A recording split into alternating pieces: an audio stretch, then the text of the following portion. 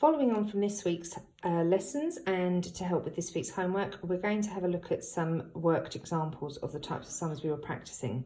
So looking at negative numbers first of all, the main thing the children need to remember are the rules. So a positive and a positive will give you a positive, negative and negative will give you a positive, positive and negative will give you negative, and negative and positive will give you negative.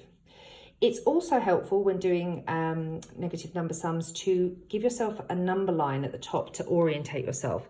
It doesn't have to be detailed. You can just put 0 in the middle, maybe 10 at this end, minus 10 at this end.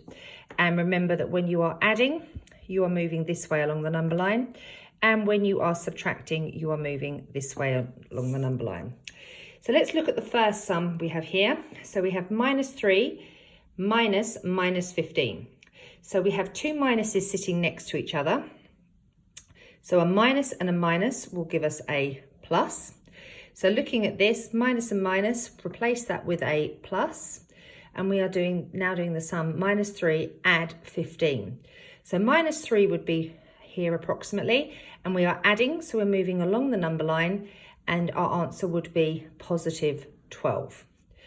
Looking at the next one, we have minus 6 plus minus 8. So a plus and a minus, we know gives us, plus and a minus gives us a minus.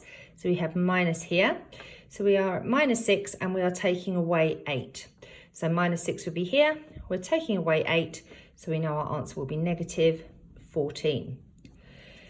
When it comes to multiplication and division, I advise you do the sum first and then decide which sign you want to use afterwards. So in this case, we would do 12 times 11, which is 132. Then go back to the sum. We have negative 12 and negative 11. A negative and a negative will give us a positive. So our answer here will be positive 132. Looking at the next one, we have 7 times 9. 7 times 9 is 63. We have negative 7 and positive 9.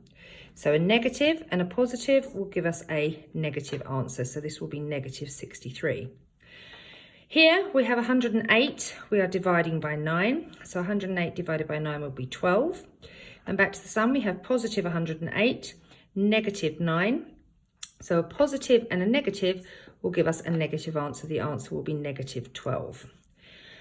The final one we're looking at today is 48, minus 48 divided by minus 12. So we will do 48 divided by 12, which will give us 4. We have negative 48 and negative 12. A negative and a negative gives us a positive, so our answer will be positive 4.